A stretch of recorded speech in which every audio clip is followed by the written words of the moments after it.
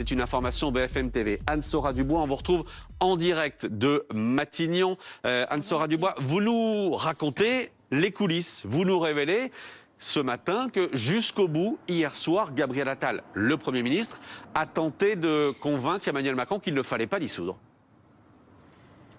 Oui, c'est le signe que vraiment cette décision a été une surprise jusqu'au bout, y compris pour le Premier ministre. Gabriel Attal a tenté lui-même, on peut vous le confirmer ce matin, c'est bien une information BFM TV, de dissuader Emmanuel Macron en apprenant sa décision de dissoudre l'Assemblée nationale. Je suis le fusible, a dit Gabriel Attal à Emmanuel Macron. Fais jouer mon rôle de fusible. En clair, ce qu'a voulu dire Gabriel Attal, vous le comprenez, c'est un échec électoral. Je démissionne, je suis le chef de la majorité, je démissionne, mais pas besoin de dissoudre l'Assemblée nationale. Non, lui a répondu Emmanuel Macron, tu es le meilleur pour mener la campagne. Fin de non-recevoir. Donc surprise totale pour ce coup de poker du président jusqu'au Premier ministre qui a donc tenté hier soir jusqu'à la dernière minute de le dissuader sans succès. Désormais, Gabriel Attal a donc, vous le comprenez, une campagne à mener. Il est à Matignon en train de s'y préparer. Merci beaucoup Anne-Sora Dubois. On va tenter avec vous, Mathieu Coache, en direct de l'Élysée, d'entrer dans la tête d'Emmanuel Macron. Pourquoi, Mathieu, malgré les mises en garde de certains de ses proches, et on pense notamment à Gabriel Attal à l'instant d'en parler, pourquoi Emmanuel Macron a dit non, il faut dissoudre maintenant ?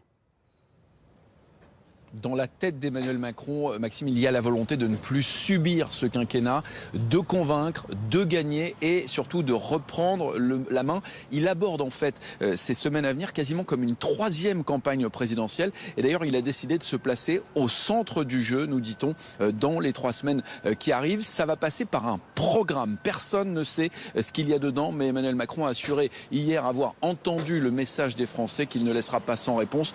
Programme qui va être présenté demain ou mercredi avant des déplacements à l'étranger en fin de semaine. Emmanuel Macron qui a aussitôt en tête annoncé une stratégie pour ces législatives. Il n'y aura qu'une seule bannière pour les candidats qui le suivront. Elle s'appellera majorité présidentielle et toutes les forces politiques peuvent la rejoindre, sauf la France insoumise et évidemment le Rassemblement national qui ont été exclus de l'arc républicain tant de fois modifié. Emmanuel Macron enfin qui rêve toujours d'en découdre avec Marine Le Pen dans un débat qui rappellerait forcément ceux de l'entre-deux tours. Et on va détailler tout ça évidemment dans un instant avec nos invités, nos éditorialistes. Mais d'abord, je vous précise d'ailleurs une chose, regardez, Sophie Dupont est ici. On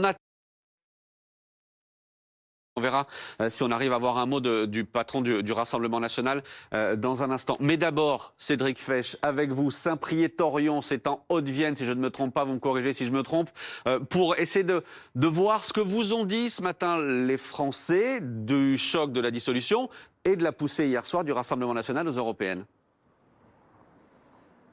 Ce qui est frappant, c'est de voir à quel point les habitants étaient surpris hier en entendant l'annonce de la dissolution et à quel point pendant la nuit, ils semblent avoir intégré cette nouvelle.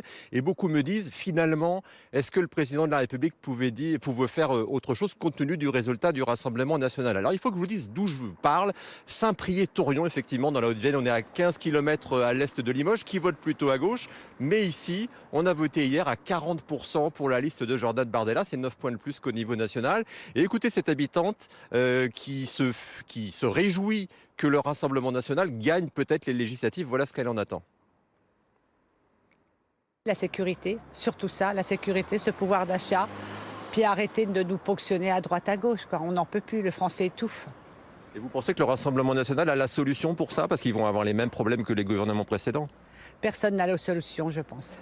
Personne ne l'a, mais on verra bien. Alors pourquoi essayer le Rassemblement national? Changer, le changement, tout simplement, le changement, voir autre chose. Et vous l'avez entendu, même si son dernier espoir, c'est que le Rassemblement national arrive au pouvoir, elle n'en attend pas des miracles. Et d'ailleurs, c'est une tendance de fond ici. Beaucoup de gens, qu'ils aient voté ou qu'ils n'aient pas voté, n'ont plus beaucoup d'espoir dans la politique. Ceux qui en ont encore un peu se disent, au moins, ça va peut-être créer un électrochoc.